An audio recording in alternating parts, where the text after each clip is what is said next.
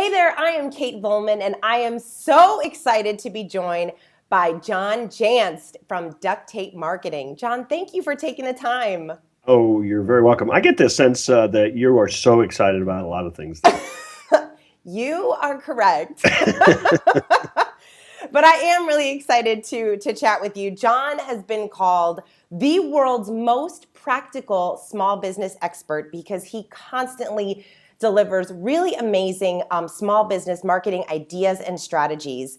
He is a speaker, he's a marketing consultant, he is an author, a best-selling author. Some of his books include Duct Tape Marketing, Duct Tape Selling, and The Referral Engine. He works with small and mid-sized companies, and he has a really awesome podcast with some great guests that Fast Company actually says you must listen to because it's so good. Huffington Post has called him one of the top 100 to follow on Twitter, and Forbes actually called Duct Tape Marketing one of the top 100 websites for entrepreneurs. So I could go on and on because you're awesome, but those are just a few points that I wanted to share. And speaking about exciting, we were just chatting before I pressed record. I met John probably 12 plus years ago.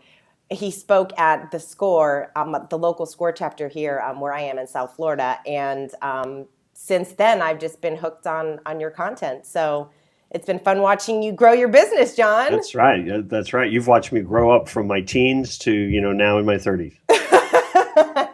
That's right. That's right. This is TV, so we can say that. I know, right? A little makeup.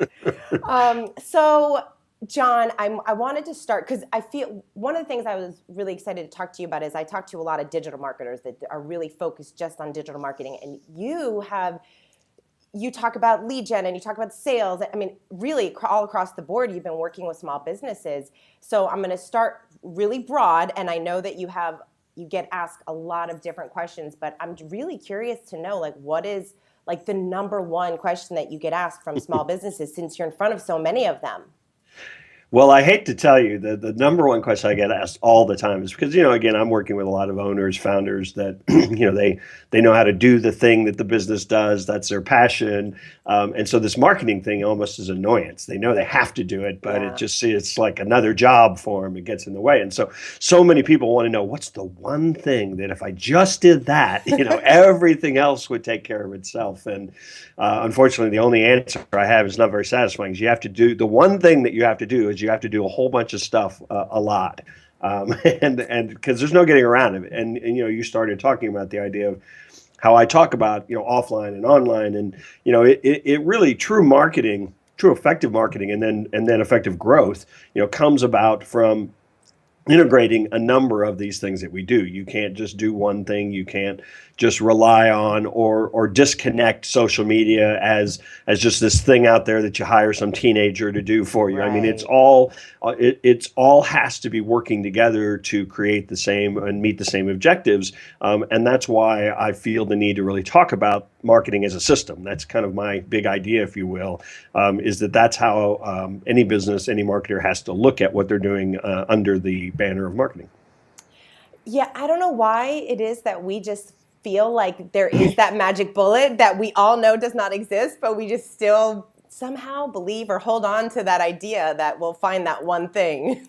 Well, and that's why you see so many people. And again, I know sometimes people just want to jump on the new thing so that they can kind of feel like they're out front. But, every new Snapchat and Periscope and, whatever new network will come up next week. I mean, people want to jump on those things because it feels like I'm really tired of doing this hard work over here. Maybe this will be easy. This new thing will be easy. And it just, I hate to burst people's bubble, but you build momentum in marketing by doing something that is strategy based, and you just do it over and over and over and over again.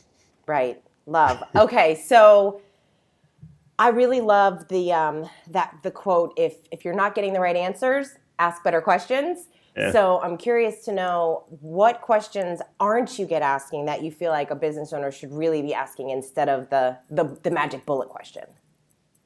So it's interesting. The question that I should be getting asked is actually quite related to silver bullet, magic bullet question. And that is, how can I do fewer things, but do them better? How can I go into fewer places, fewer channels, but go deeper?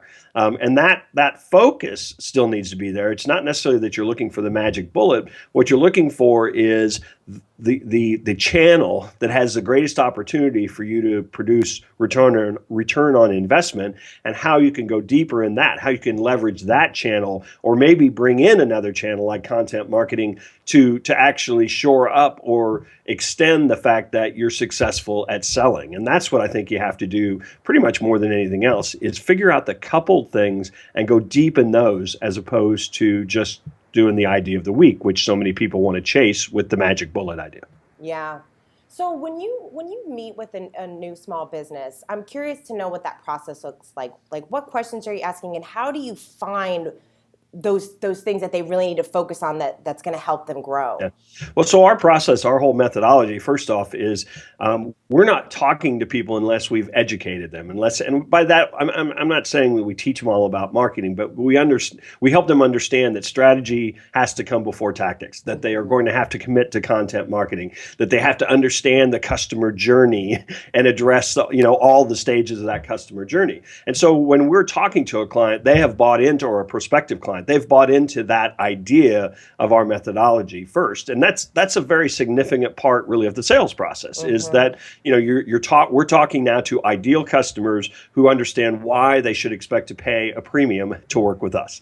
And that's a real key, to part of the whole process. So when we get in front of somebody, then we move into a discovery process where we're, understanding what their reality is, what they've been doing in the past, what they understand about, their objectives and their goals. And then we'll move to research, where we'll figure out what is it that we should be doing to help them. How can we differentiate them? What's the strategy that we can create for them? So we do all of that before we ever start talking about what to do with their website, or running Facebook ads, or any of those kinds of things. Because the interesting thing is, if you get that strategy part right, if you understand how to make the competition irrelevant, if you understand how to change the context of how the market sees what you do in a different light, then all those little tactic things will fall into place quite easily, because it'll be very clear what you should be doing and how you should be saying and who you should be getting in front of.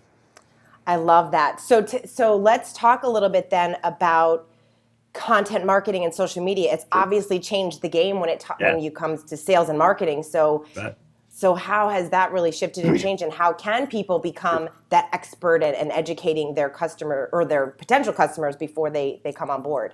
Well, and I know I'm wearing out the strategy word, but content in many ways is just the voice of your strategy. And that's how you look at it. It's not, a lot of people think of content, that means I have to have a blog and I have to get up on Monday and figure out what I'm going to write on the blog. Well, I guess that's sort of the output of it. But what makes content marketing effective is that you understand, the body of work that you need to produce over time so that you communicate your strategy. And that body of work has to address, first you have to know who your ideal client is, but it has to address, what their challenges are, where they live, what they fear, how they buy, and the journey that you can then guide them on, using in many cases that content, and understand that your content has to serve different purposes. You need content for awareness, and you need it for education, and you need it for conversion, and you need it even for referrals. And so when you start looking at content from this total body of work systematic approach, that is the voice of your strategy, all of a sudden you realize that this is a pretty significant part of what we do in marketing today. Yeah, and I love that content is the voice of your strategy. That is awesome. So can you give some people an example? Like, I feel like some people might be thinking, what does this actually mean? Sure. You and I have a great, we both know Jay Baer, who wrote Utility. So I'm thinking through like his book and the idea of being really useful to your customers. But do you have a good example of a business that uses content in the ways in which you just described? Yeah, so there's a software company that we've worked with recently, and they make software for scheduling at universities. So, all the classes, the different segments of classes that go on, all the building scheduling. It's a pretty complex, as you imagine. An entire university plant has to be managed by all the scheduling software. There are only about three players in the industry, and they were all just selling software to the operations people. One's better than another at this, one's better than another at this. And so we went to their clients and started saying, why do you buy from them? Because as it turned out, their software was actually the most expensive by far as well. And so we were like, okay, why are you buying theirs, over competitors? And what we kept hearing over and again was that, yeah, their software does the scheduling, but they also have this really cool feature where they can give us all these analytics about how many courses and segments we're going to need of this to graduate our current student base. And so what it turned out was this software actually helped those universities graduate people faster, make tuition more affordable. So it was much more than just the scheduling part. And when we learned that, we then started producing content about tuition affordability and about faster time to graduation, which, by the way, most state universities get their funding based on meeting certain formulas. And so now all of a sudden, our software helped them meet their funding formulas.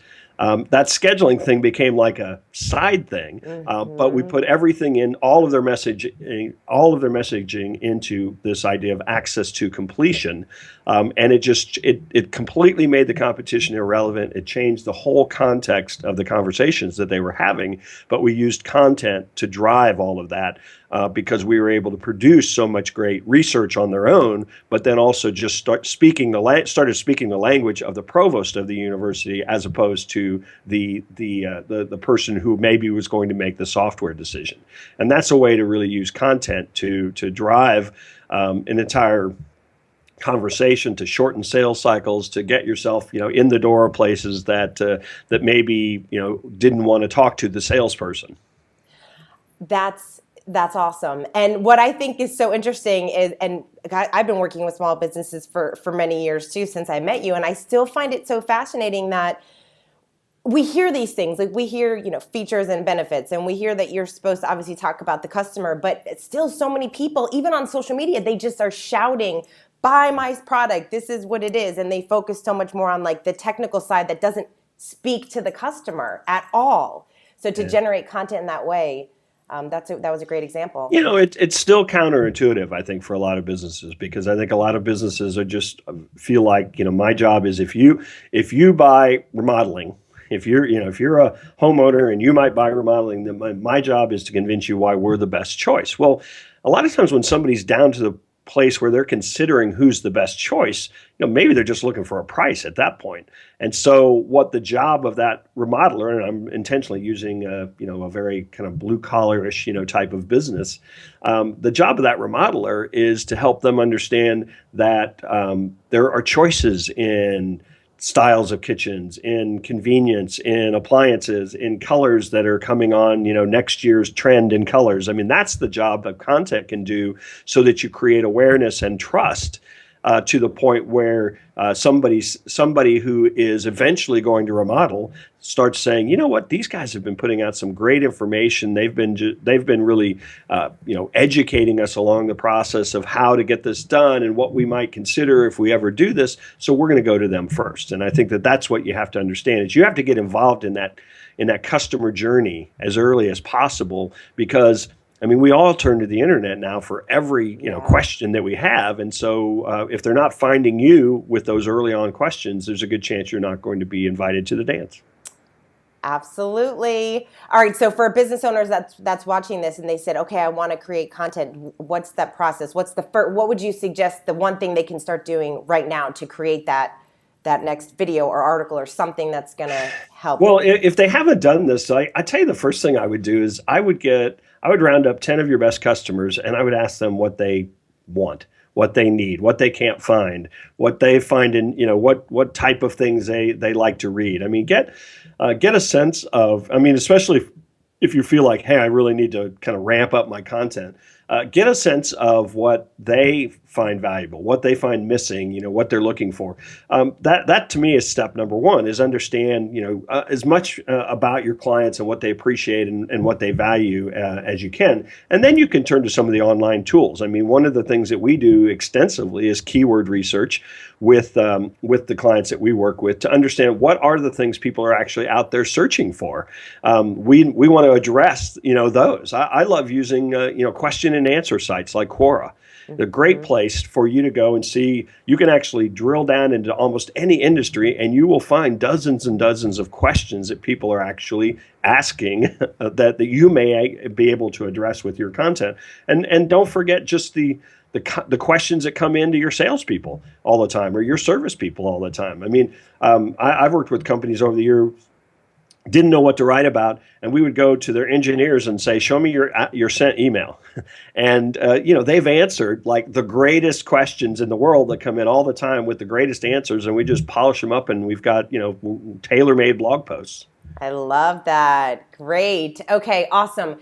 Let's talk a little bit about lead gen, because I just read one of your posts, one of the most recent one. You actually give a whole little complete guide to lead gen, and you even name 16 marketing channels, and it just goes really, you dive nice and deep for people to have some good takeaways. We should have called that an ebook instead of a blog post. Hey, well, either way, I'm going to link sort it of so massive. people can. It is, but it's great. So just talk a little bit about lead gen and some ideas that you can share with businesses to start generating more leads. Well, the biggest thing I think you have to understand is that it's really easy to get scattered. And when I started this, we're 6 or 8 channels maybe that we could go into. We probably have 16 or more now. And so it's sort of frustrating, I think, for a lot of business owners because there's too much choice. And so what I like to do when we work with organizations is we like to find the 1 or 2 places where they're already generating most of their business. So for many small business, it's referrals, word of mouth, or it's sales. I mean, they have a sales team, or the founder of the company is just good at sales, and that's where they've gotten most of their business.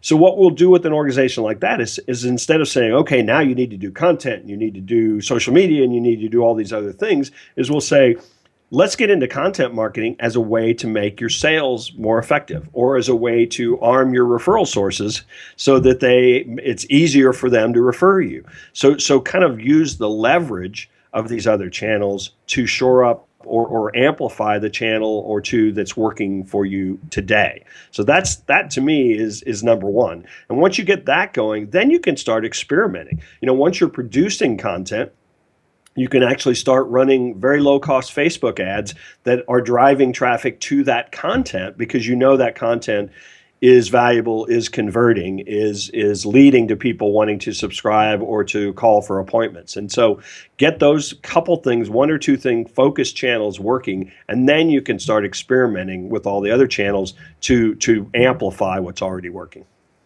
I love. Okay, so actually do more of what's working instead of like shiny object syndrome and trying to go towards everything. Well, I can't tell you how many times I've talked to a business and asked them, what's your best channel? Oh, referrals. We get all our business by way of referrals. Well, what are you doing to stimulate that or to amplify that? Well, nothing. I mean, it just happens. Yeah, which is totally my next question, because I know obviously you have a great book around it, The Referral Engine, and it's so interesting to me because it's word of mouth marketing. Most small businesses, it is a great way for them to get new leads. And we have such a problem asking for referrals. So what are some pieces of advice you give to get better at this? Well, so the biggest thing that most small businesses can do is to really take a look at their, particularly since a lot of these are coming from, there's kind of 2 sources, but a lot of referrals come from existing clients, right? I mean, they experience you, they talk about you, they think you're great. So look at your client base and find those champions. And that's one of the things. If you've got 1,000 clients, I guarantee you there's 50 of them that love you, love everything about you. They're wired to refer. If you brought them together and formed a little club and gave them some perks and had parties with them or whatever, gave them access to something that nobody else got, early on. I mean, those people can actually be amplified. And so if they're giving you 5 referrals a year now, if you treated them as champions, they'd probably give you 20 referrals. And so that's key number 1 is think about those people who are already wired to refer and find a way to build kind of a championship community around them. The second one is most small businesses have the ability to create a strategic partner network of other non-competing businesses who also serve your ideal client. And if you think about creating a team or a platform of those folks so that anytime one of your clients said, hey, do you know anybody who could help us with X? You would have a team member, or a partner that you could really plug into that. And the beauty of that is, I think you provide more value to your clients when you take that approach, because you're able to help them in times of need. And once they come to trust you, they'll ask you for anything. Yeah. And so you make yourself more valuable.